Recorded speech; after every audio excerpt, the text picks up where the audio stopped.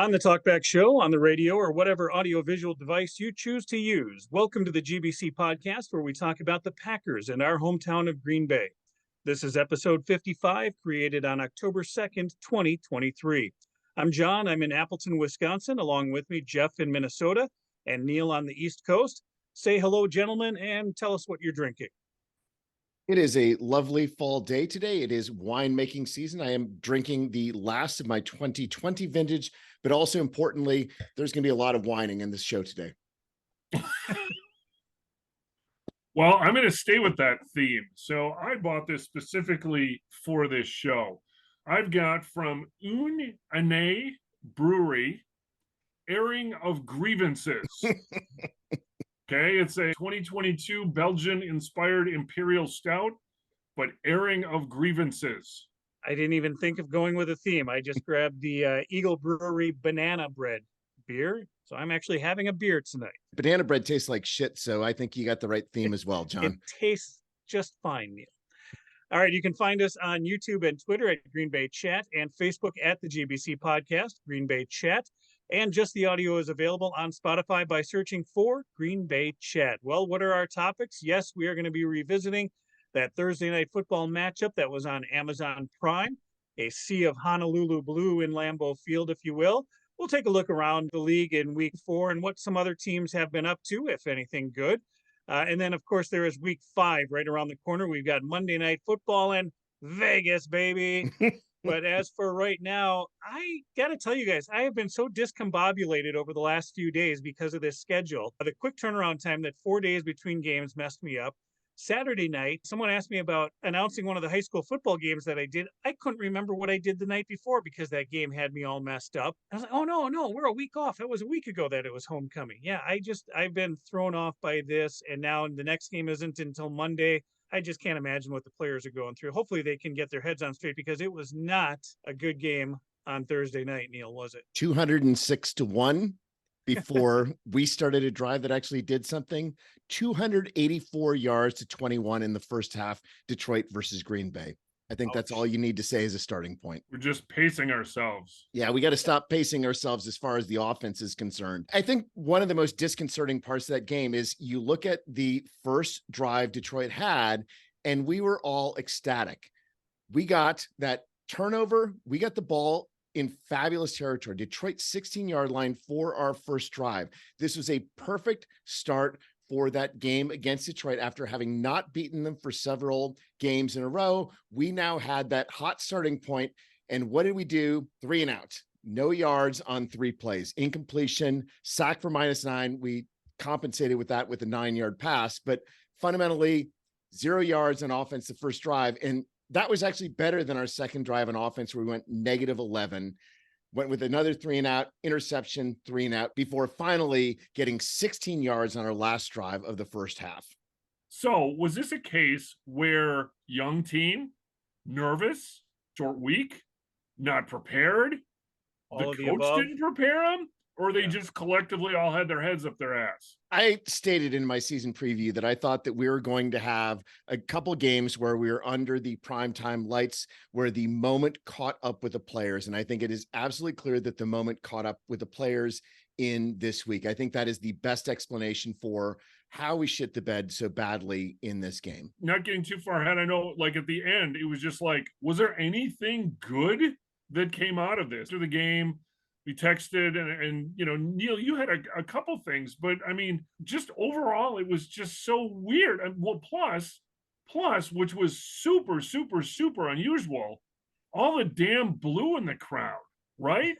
I mean, that's not going to help any home team when what it seemed like half the frickin' stands were the visitors. Yeah, but that was at the end of the game. And I've been to plenty of road games as a visiting fan. And when you win on the road, the fans all congregate down below. There were far more Packers fans than there were Lions fans in that stadium. We cannot put this game on the Lions fans or the Packers fans who sold to the Lions fans. And I'll get more on that later. Sure. But fundamentally, I've got to put this game first and foremost on the coaching staff. Fundamentally, we have been playing an aggressive game plan on offense all year. That aggressive game plan bit us in the ass. We've started out slow. We've been behind on second down. We've been behind on third down.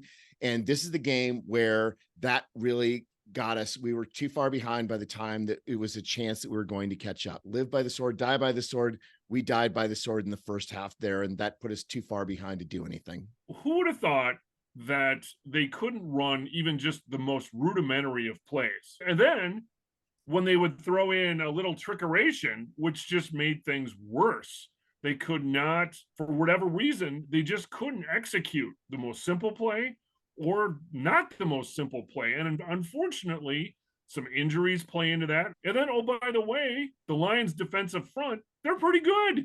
They are really good, but you've got to play a game plan that is not going to go right into where their strengths are. And having your first 6 plays on offense all be passing plays is not how we're going to win that game. No, and that run the damn ball, how many times have we been saying that? So we're excited, right? Aaron Jones, he's back from injury.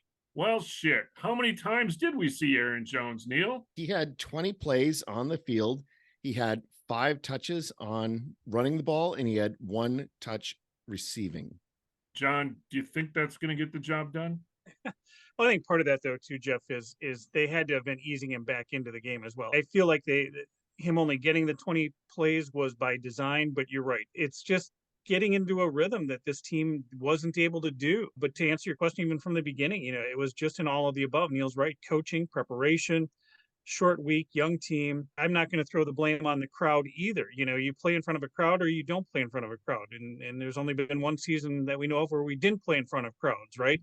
Yeah. The crowd is going to be there. The crowd is the crowd. I don't think you worry about that too much. You could just tell that the players themselves were not ready. The precision wasn't there. The enthusiasm wasn't there.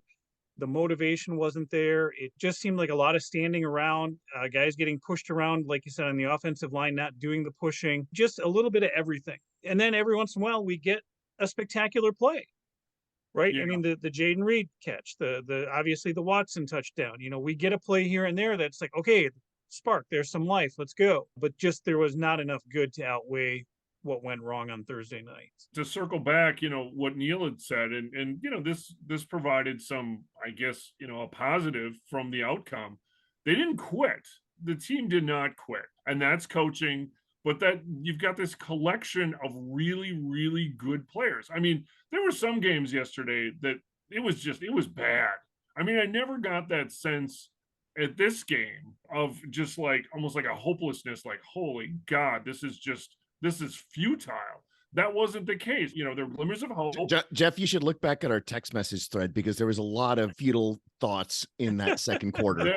Yes, there were. Of course there were, right? I mean, in the heat of the game, of course. By the time that third quarter, I mean, they are frisky in the third quarter. I don't know if you want to kind of take us through the whole first half, or if we just want to say enough is enough and at least dwell on some of the positive in the third quarter? Let's go with a couple of key statistics as far as the first half is concerned in the game. Again, I already said it was 206 yards to 1 when we were down 24-3. But let's look at that rushing, because overall we had 43 plays in which the ball was dependent on Jordan Love, 10 plays in which the ball was dependent on our running backs, 10 plays for our running backs. And our running backs overall in the entire game, 10 rushes for 29 yards, 2.9 yards per attempt average. We had 7 rushing yards in the first quarter and 0 rushing yards in that second quarter. And it didn't get, obviously, with those numbers, a whole lot better in the second half. But when those are your numbers, it's going to be very difficult to have a balanced game plan. And I think this goes right back to what I was saying, that this is a coaching issue as far as how you set up your game plan. And going back to John's point, 20 plays for Aaron Jones. Well, come up with 20 good plays for Aaron Jones, where either he's doing something or is serving as a decoy. I'm perfectly fine with saying, yes, we have to ease him back. Christian Watson also only had 20 plays in the game, but actually have some plays that are planned where Aaron Jones is going to take advantage of his incredible abilities. So again, 27-3, the score at halftime, and looking at the score at halftime, just there's no way anybody in that stadium was feeling like there was going to be a comeback like there was just 4 days earlier against the Saints. And you got to remember, during the Saints game, nobody expected the comeback either, but to get that fourth quarter was great. But I think the team did come alive in the third quarter. I wish they could come alive a lot faster than after 30 minutes of regulation. but they did come alive in that third quarter. And the second half as a whole really wasn't terrible. The third quarter was actually good. I mean, let's Yeah. go in that direction. We got the ball. We had an 86-yard drive for a touchdown to start that second half. That is the way that you want to start, ideally, the game, but let's accept the second half within that component.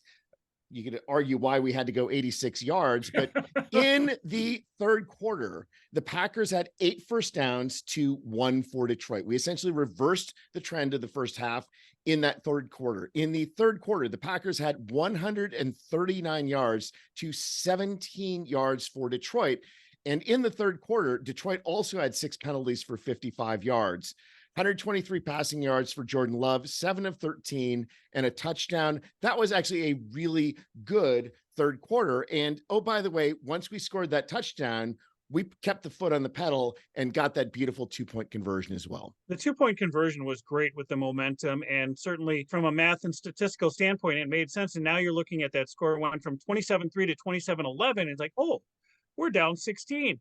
Maybe we do have shades of last week or shades of an opportunity. Now you're watching the clock again and you're like, can we get 2 more scores in with the 2-point conversions? But they're definitely a major difference in the feel of that third quarter. Right. And we scored the touchdown with the 2-point conversion. Detroit immediately gets a 3-and-out. Now, unfortunately, we had a 3-and-out on the next drive, but we stopped Detroit for a second drive in a row in that second half. They only got 16 yards. And then we followed that up with a touchdown drive at the end of the third quarter that spilled into the fourth quarter that now brought us to 17-27. It's now just a 10-point game. We almost got the 2-point conversion. I mean, I thought it was happening, right? I mean, it was just, he couldn't get around the corner. I think it was ultimately a great defensive play. Lucky, almost defensive play. I mean, he kind of, grabbed around the shoulder pads and hauled him down. I mean, it looked like it was going to happen. But so now it's still a 2-score game, but like you said, all the momentum seems to be with us. The fans are into it, Green Bay fans are into it.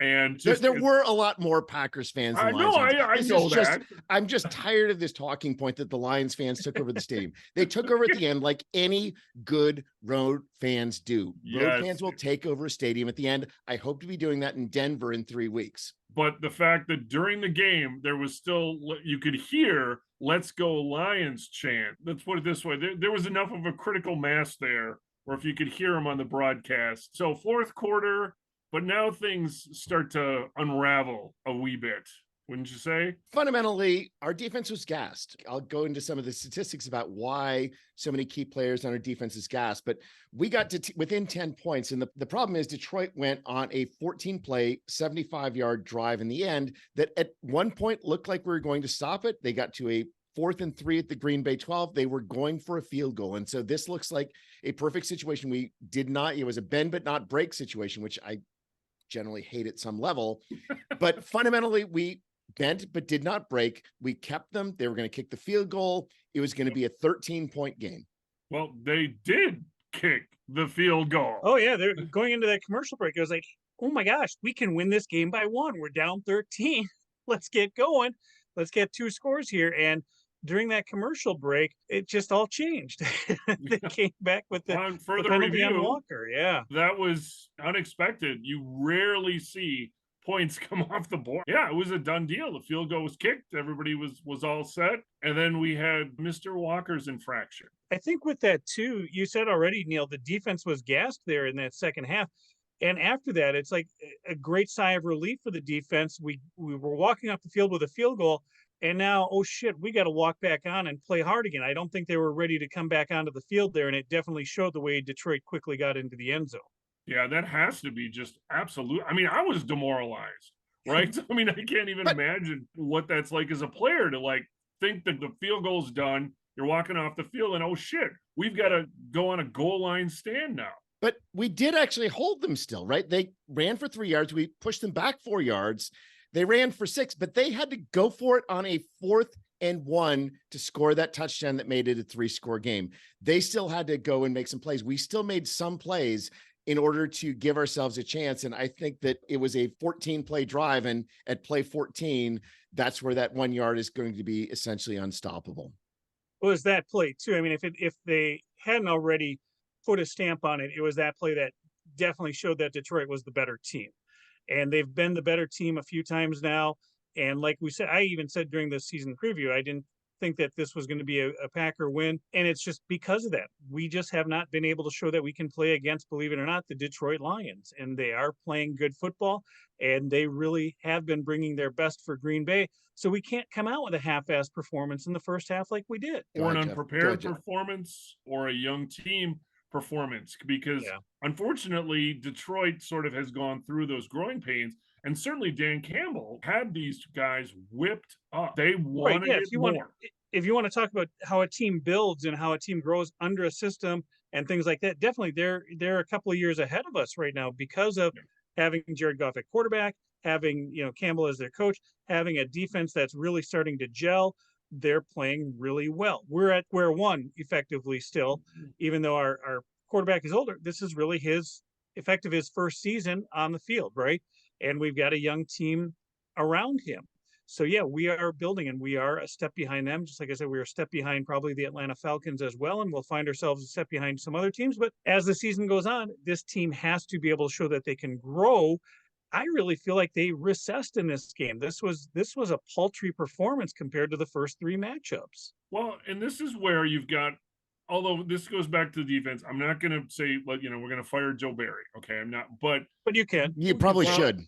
Well, I mean, the defense should not be playing like the first step. So Quay Walker, 19 tackles, 10 solo, 1 tackle for loss. The guy was all over the field. Yes, he had that gigantic mental blunder, okay, which was brought up because, yes, he got kicked out of 2 games last year for being an idiot, not thinking, or whatever you want to call it. So he's trying to rehabilitate himself, or whatever you want to call it, so that, and then he goes and does this. The fact of the matter is that he's not Blake Martinez-like, as you say, Neil. He's making stops, not 10 yards down the field, right? He's making really good plays, but you can't have all these other things happening if you expect to win or be very consistent. There's just that level of consistency is not there. I want to go back to that penalty, though, in Quay Walker, and that I think that's a coaching issue more than anything else. The coaches had to have the situational awareness to tell the players, listen, let's just play in case they go for a fake field goal. This is a situation where a field goal is a victory. We cannot do anything such that they get anything more than a field goal from that drive. And the coaches needed to instill that was the goal. It was to just make sure that they don't get any more than 3 points. And, yes, there's a leadership issue. I'm wearing the Reggie White jersey because I think there is a vacuum in leadership for this Packers team. But at the same token, this is where, when you've got a young team, the coaching staff plays a critical role, and the coaching staff failed at that specific moment. Now, going on to the next drive, right? So we're down 17 points. I think that the next drive really showed that this team was still fighting. We drove 69 yards, nice, in 8 plays, and then that ended up with the Jordan Love interception. But they were going for it. And honestly, that was an interception where we're not going to win the game anyway. It was not a good interception by any stretch of the imagination, but I liked that we kept that fight up, even though it was essentially a hopeless situation, down 17 in the fourth quarter. That was, we'll call that interception a Favrean interception, perhaps, right? I would prefer Favrean interceptions to Rodgers sacks, or Rodgers just running the ball out of bounds and fucking around and doing nothing. Let's actually try to do something. I admired that part about Jordan Love in the game. Definitely an aggressive move on his part.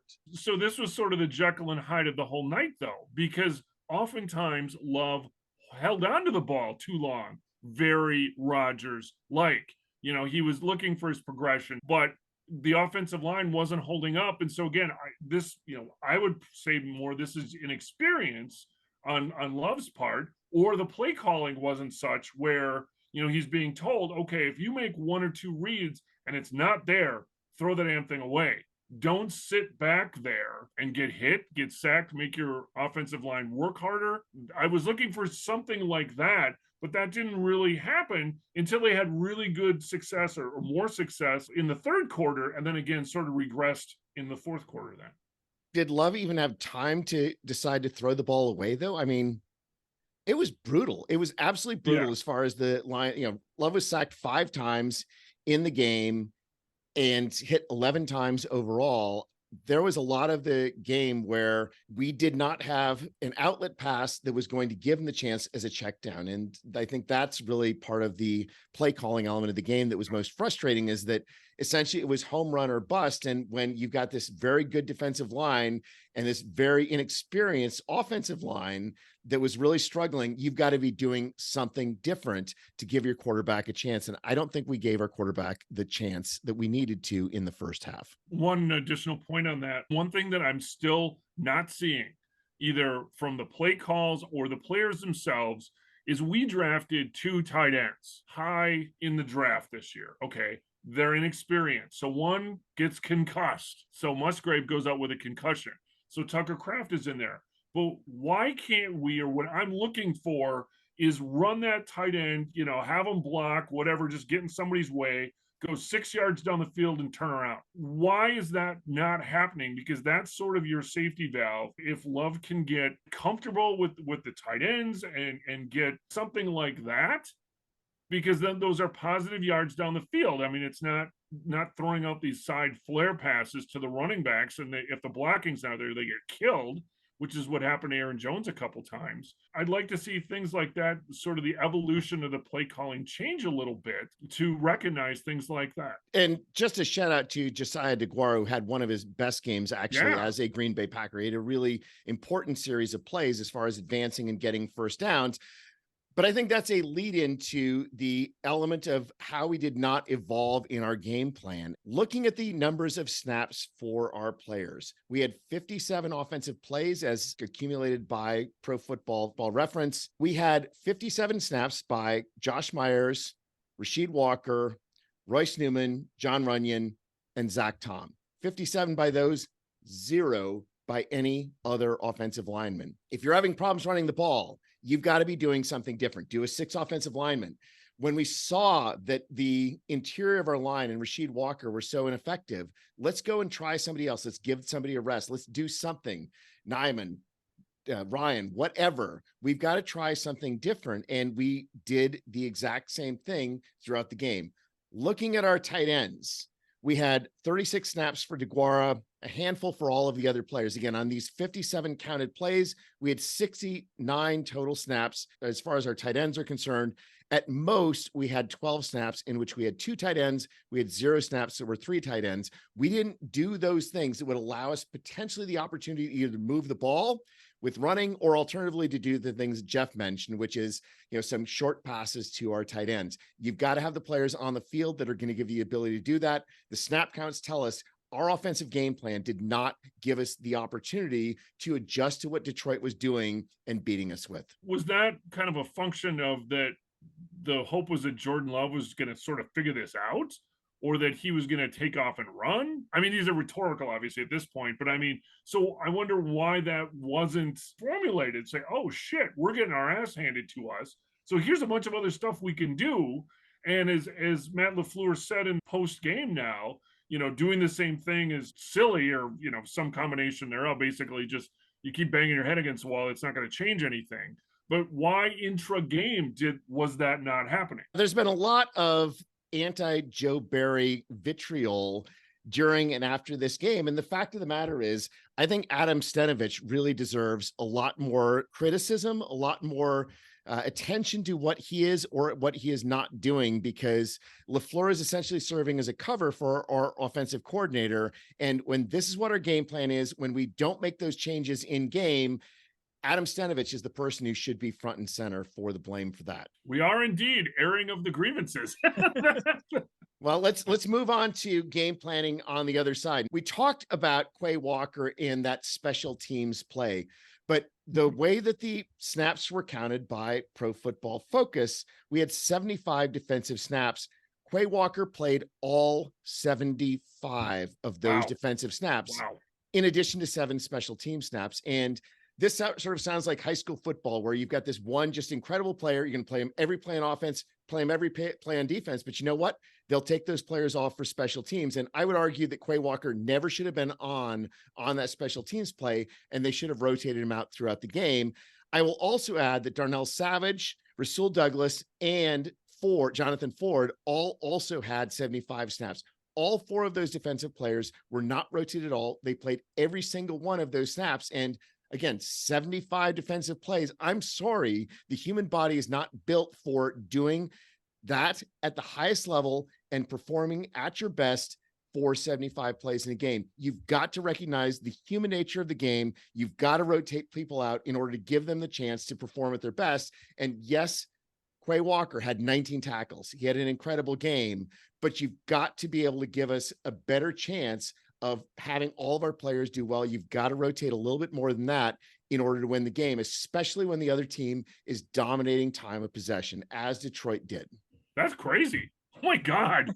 I mean, that's superhuman, for God's sake, right? I mean, and on 3 days rest as well. Right. I mean, okay, he's young, but let's not drive the poor kid in the ground. Holy crap. And this is one of those things, just because you can doesn't mean you should, maybe. I mean, he's good. Okay, we've established that. But do you play him every single? Oh my, that just seems. I think that's more of a function of Devondre Campbell being off the field than anything else. And you've got Walker in the middle there, and Isaiah McDuffie is in there and holds his own for a bit, but he's good. I mean, you can't take it away from him. Yeah. Our young line, even, Devontae Wyatt showed up in this game. Carl Brooks showed up in this game. You talk, Neil, about not having that defensive leader. I kind of wished this would have been Preston Smith's year, being the veteran that he is, or even Devondre Campbell would have been nice as well. He's injured, but Smith is on the field at least. He's just been having such a quiet season. Rashawn Gary, practically non-existent in this game. But yeah, you definitely need someone on that defense that's going to not be a leader on the physically field in their play like Walker is, but a leader vocally to say, let's get it done. Let's, let me lead by example kind of thing. Where Neil using Reggie White as the example there. I think Walker is maybe trying, but I just don't see the maturity level yet of being that guy. He's only a second-year player too. Right. I mean, it's just you're probably not going to get that because that's why, that's why I said I wish this would have been Preston Smith's year.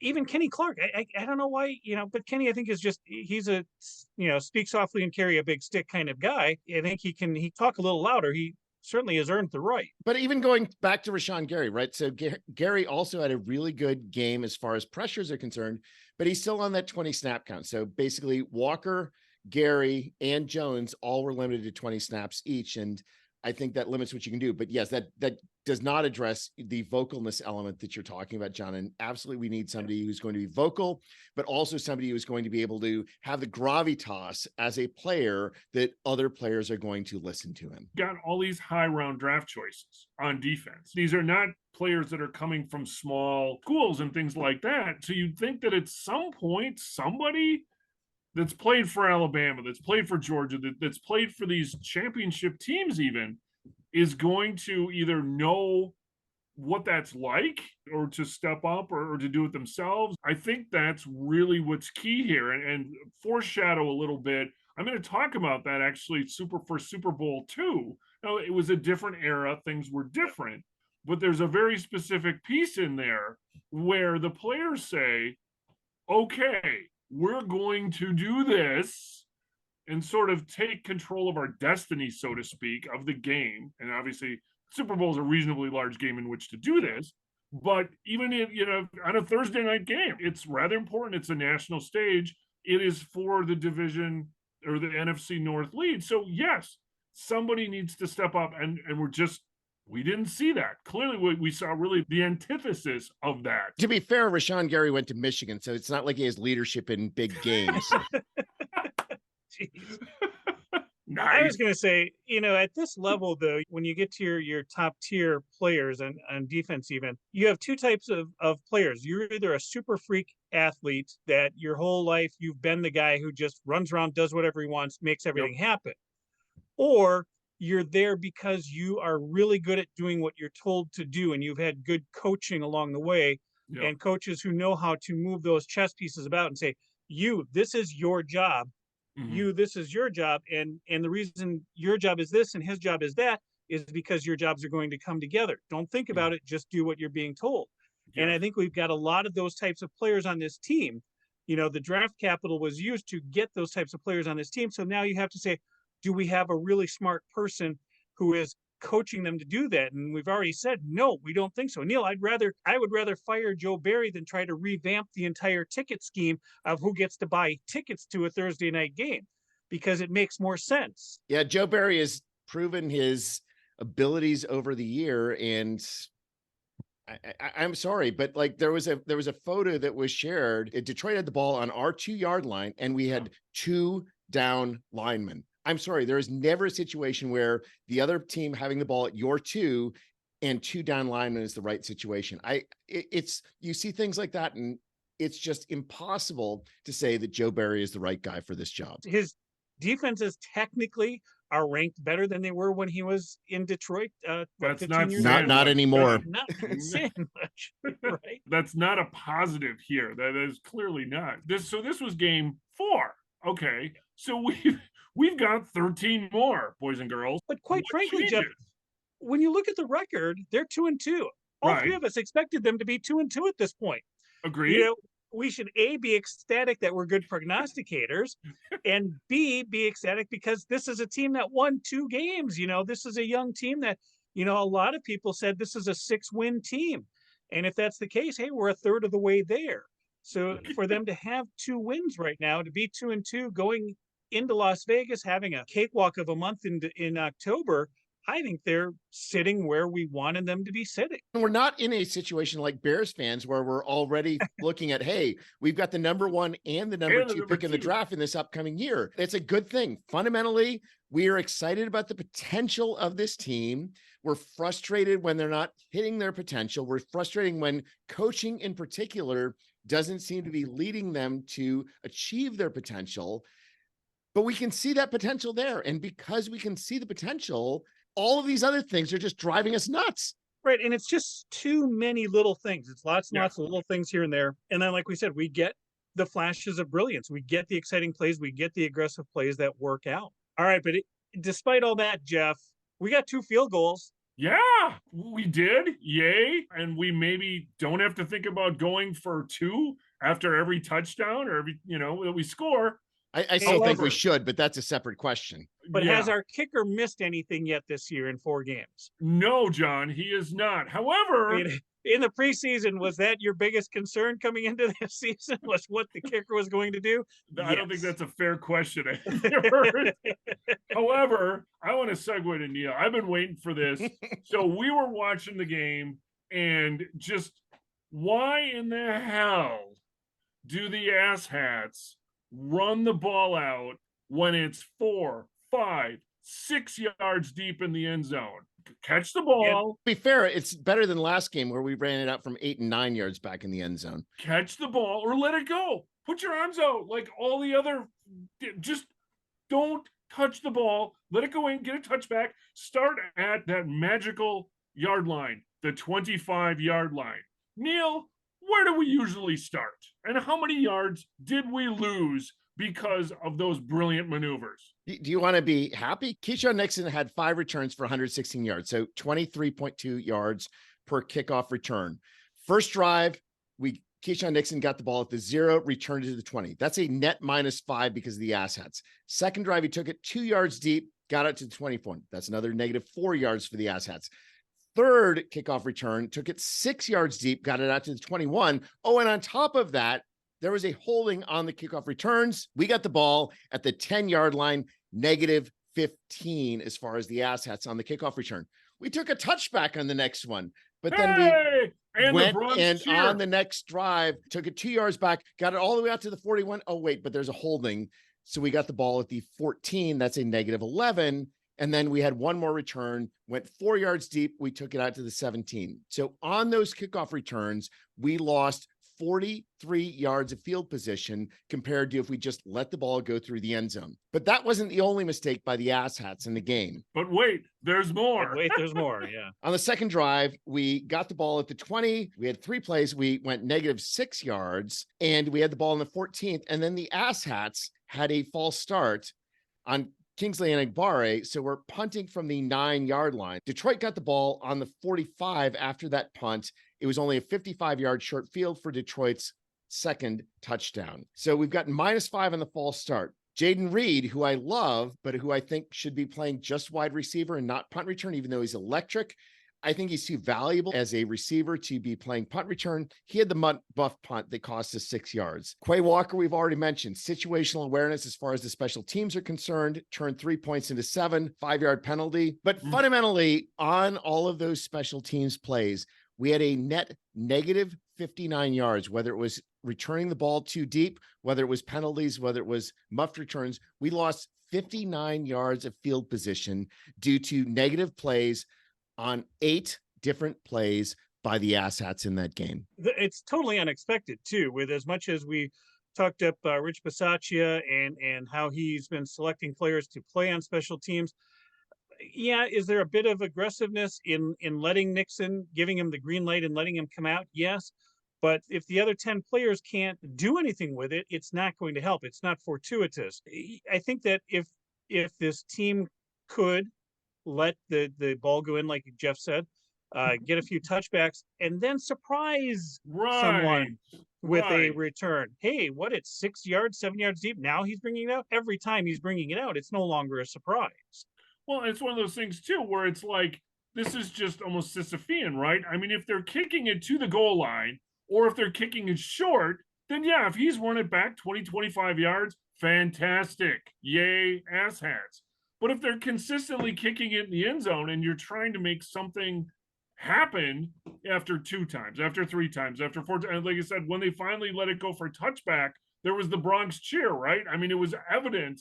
The audio was just like the fans too. Everybody is watching this, going, stay in the end zone. Don't let it go for a touchback or whatever. We'll see what happens in Vegas because it's a dome. So is that going to sort of change things? I don't know, but you know what? The punter, he was good. I mean, he saw a lot of action. What is it, 51 or almost 52 yards average? Okay, that's good. Like you said, Mr. Carlson, strong leg, hasn't missed yet this year, knock on wood. It's nice having the best punter in the league. You just don't want to know you have the best punter in the league. Yes. And I'm just going to circle back to all the problems we had on offense in the first half, right? We only had 21 yards of offense in that first half, but our starting field position after the Rudy Ford interception, Green Bay 20, Green Bay 21, Green Bay 10, Green Bay 25, woohoo. Green Bay 8, Green Bay 25, next few drives, 14, 20, 17. We lost more yards because of our special teams than we did because the offense had a bad game plan. And guess what? That does not excuse the bad offensive game plan. There's only one way to go, in theory, up.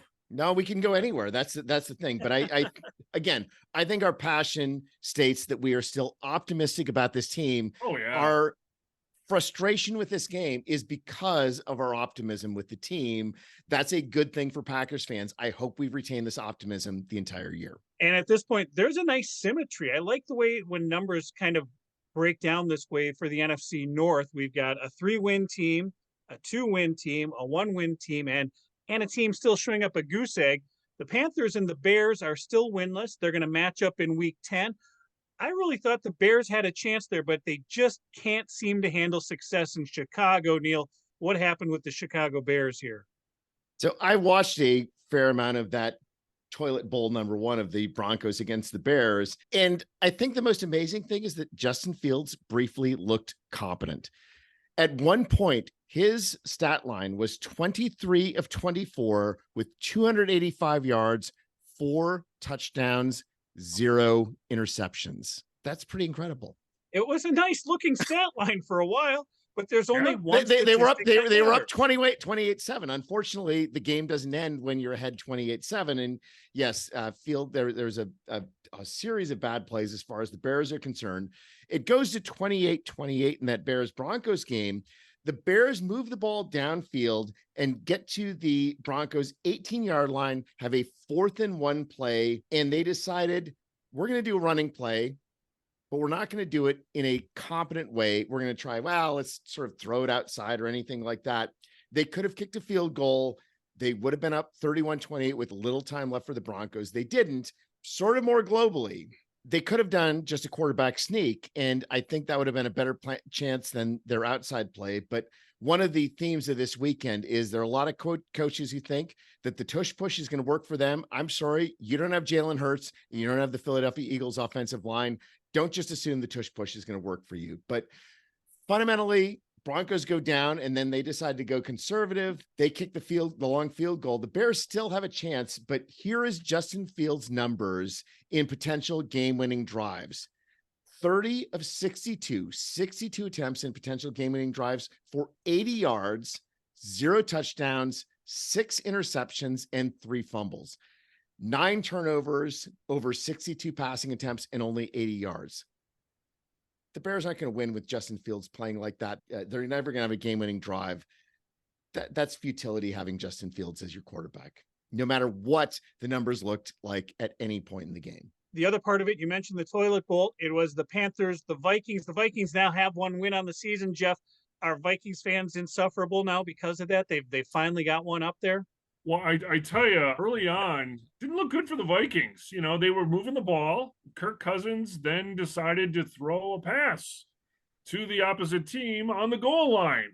So it was a 99-yard pick six, in which he was totally blown out on a block as well. So just added insult to injury. However, the Vikings defense, they looked passable against Carolina, and ultimately they were playing, it was 2 winless teams.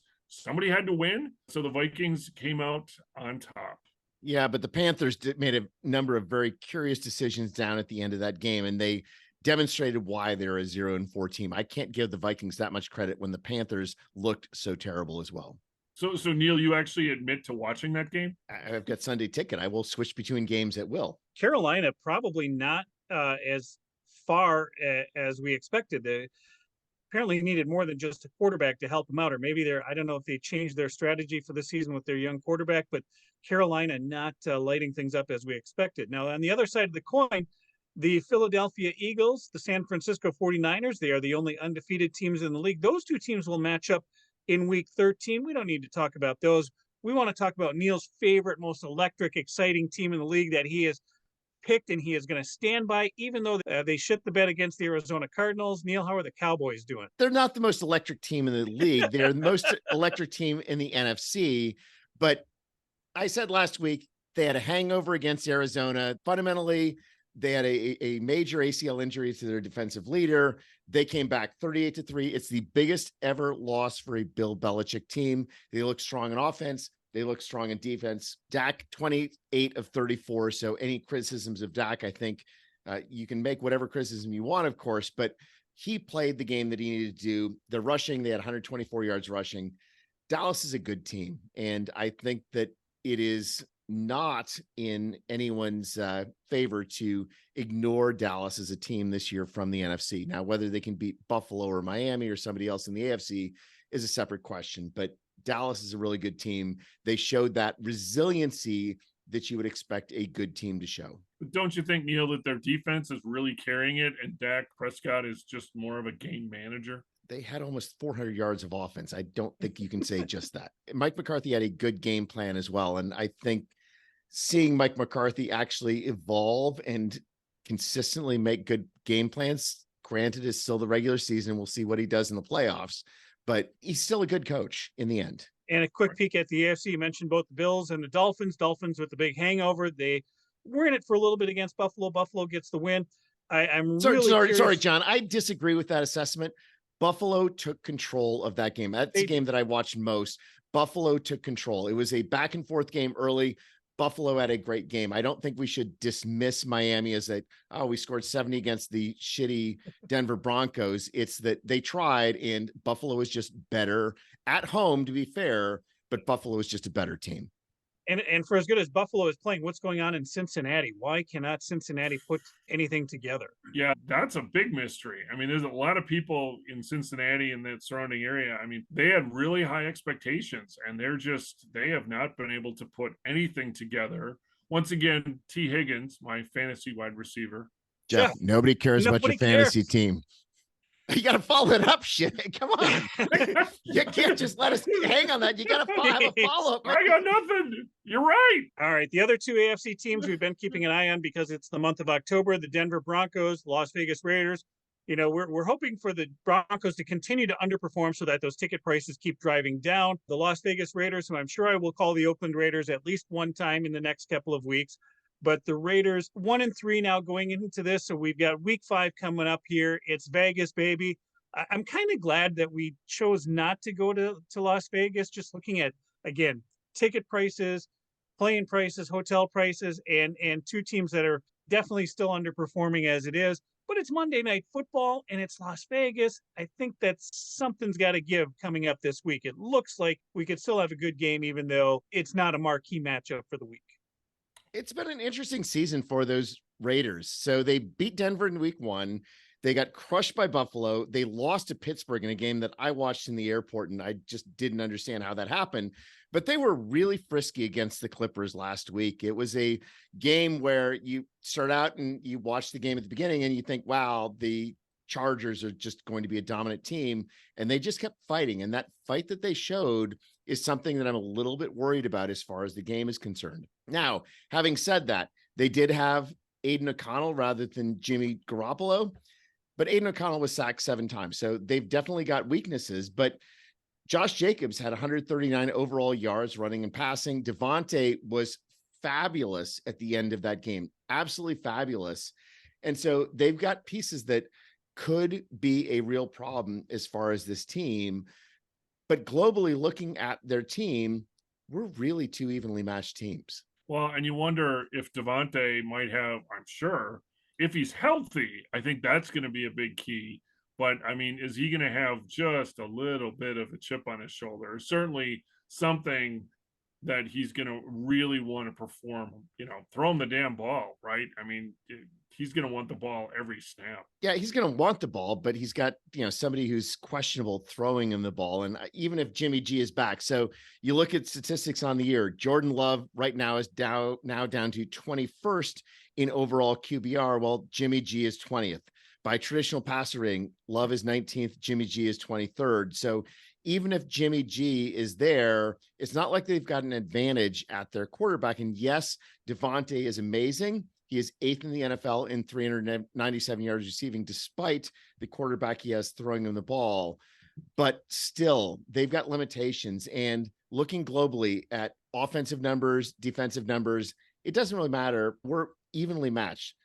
Green Bay's 27th in offensive yards. The Raiders are 26th. Defensively, the Packers are 20th in yards. The Raiders are 18th. You look through passing, running, whatever, the numbers are about the same. The good news is that the offensive running numbers for the Raiders are somehow even worse than the Packers numbers are. I don't know how that's possible, but they're only averaging 65 yards a game running. The only place where there's a difference really is in points. We are significantly better than them as far as offensive and defensive points, but I think, once again, these are evenly matched teams. These are teams that will have a schizophrenic nature. Anything could happen under those bright lights. I could see them blowing us out. I could see us blowing them out. I could see a close game. We'll see. This is the nature of a young team. What I don't see is the Packers trading for Davante Adams, and I just don't want to spend the next 2 weeks or longer hearing any of that. It's just not going to happen. So let's let Davante play for the Raiders. Let's let the Packers grow with their young receivers. We're going to leave it at that. Davante Adams is not coming to Green Bay. But here's the thing about this Monday night game. When they put the schedule together and ESPN gets to cherry pick, what game they want for the Monday night matchup, that they had to look at this and say, hey, remember that Raiders-Packers game when Brett Favre threw all those touchdown passes after his father died? Do you guys remember how long ago that was? It was 2003 or 2004. So yeah, your impromptu trivia question for the night. That game is 20 years old already, December of 2003. I don't know that we'll see that kind of magic coming up in Las Vegas, but anything can happen. And it will be the Packers and the Raiders on Monday night. But that Monday night game 20 years ago is probably not the biggest Packers-Raiders matchup of all time. That honor, I think, goes to Super Bowl II. And to tell us a little bit about it, Jeff, bring it home with a bedtime story. Super Bowl II, also known as the AFL versus the NFL World Championship game. It was played January 14th, 1968 at the Orange Bowl in Miami, Florida. From the beginning, the Packers were heavy favorites as they again carried the weight of NFL superiority over the AFL. Remember, this is before the merger. So the game featured two NFL icons, Packers head coach Vince Lombardi and the Raiders managing general partner, Al Davis. The starting QB for the Raiders was a guy by the name of Darryl LaMonica, who was the MVP of the AFL in his first season with Oakland. He threw for 3,228 yards and 30 touchdowns. Interestingly, LaMonica, later nicknamed the Mad Bomber, was picked in the 12th round of the 1963 draft out of Notre Dame by Green Bay. However, instead of signing with the Packers, he signed with Buffalo, where he was a backup for 4 years, and he was traded to Oakland before the 1967 season. Perhaps the biggest motivation for the Packers to win that game, Super Bowl II, as we now know it, was the speculation that it would be Lombardi's last game coaching the Green Bay Packers. In interviews before the game, Lombardi was constantly asked by the press if he was returning. Publicly, he dodged the question, but his players sensed that it would indeed be his last game coaching Green Bay. So at halftime, with the Packers leading 16-7, a group of Packer veterans met and decided to play the last half of the game for the old man, Vince Lombardi. The feeling was that they loved their coach and did not want to let him down. So Green Bay had played the first half in a methodical fashion and said they were leading, but the Packers seemed to play with more energy and a sense of urgency in that second half. Overall, Green Bay had better offensive statistics, but one of the major factors in the game was that the Packers did not turn the ball over, while the Raiders lost 2 fumbles and LaMonica threw a fourth quarter pick 6, which was the dagger. The Packers won the game 33-14, and Lombardi was carried off the field on the shoulders of Jerry Kramer and Forrest Gregg, captured in a timeless, iconic photo. They had fulfilled their pledge to win Super Bowl II for the old man. A couple notes on that game is that the players from the winning team received a payment in the amount of $15,000. Wow. A sum greater than most players made for the whole year when Lombardi first arrived in Green Bay. So the game was evolving. The other interesting thing about that game, it featured 17 future Hall of Famers, 10 from Green Bay, 7 from Oakland, including a scout hired by the Raiders in 1963 named Ron Wolf. Yep. You know, for the record, the old man in that game, he was only 55 years old at that time. Thanks, John. Yeah, right? So 2 big Packer victories over the Raiders. Super Bowl II, the Favre game 20 years ago. Let's hope that carries over. We get a Packer victory in Las Vegas this week on Monday Night Football. With that, gentlemen, your thoughts as we wrap things up. Jeff. As the Super Bowl II narrative told, and frankly, as what happened during the Favre game, the players were playing for something sort of bigger than themselves. They were playing for the old man. They were playing for Favre because his father had passed. Let's hope that the players find something. They dig down, whether it's for each other, for LaFleur, I don't know, just to pull together as one and play a cohesive 4-quarter quality game and hopefully put together a win again on another national stage. Hopefully this national stage isn't too big for them this time. Well, at least they've got the experience in that national stage. But what I am hoping for is that our offensive game planning works out a little bit better than it has so far this year. And this is partly because our running backs on the year are 72 rushes for 217 yards, 3.0 yard per attempt average. Jordan Love and Keyshawn Nixon have 5 of our 8 longest runs on the year. But when we're able to do what we want to do, things are going to go well. So Jordan Love in that game against Detroit, when he was kept clean, was 17 of 22 for 198 yards. On the other hand, he was pressured on 20 throws, had 48 passing yards, 5 sacks, and an interception. We need to get back to basics. We need to be able to move the ball on first down and second down so we don't have difficult third downs. And the importance of doing well on first down and second down is emphasized by the third down stats. So on third downs, when it's a 3rd and 1, the Packers are converting at 85%. That's 6th in the NFL. On 3rd and 2 to 6, the Packers are converting at 60%. That's 5th in the NFL. On 3rd and 7 to 10, they're converting at 39%, still at 8th in the NFL. 3rd and 11 plus, they're at 7%, but that's about what you expect on those long third downs. The problem is that Green Bay's average third down has been 8.2 yards. That's 30th in the NFL. And looking at our game against Detroit, we had a 3rd and 19, didn't convert. 3rd and 16, didn't convert. 3rd and 3, didn't convert. 3rd and 7, didn't convert. 3rd and 4th, thankfully, Detroit had a penalty. 3rd and 21, didn't convert. 3rd and 1, we converted that one. 3rd and 15, 3rd and 21, 3rd and 1, we also converted that one. And a 3rd and 7. We had 3 converted third downs. The only ones we did as far as the offensive movement was concerned were the 3rd and 1s. We've got to get 3rd and short. We've got to have better plays on 1st and 2nd downs. I'm looking forward to better play calling that puts us in better positions where Jordan Love can perform at his best, where the offense can perform at his best. That's a mouthful, Neil. All I really like saying is Vegas, baby.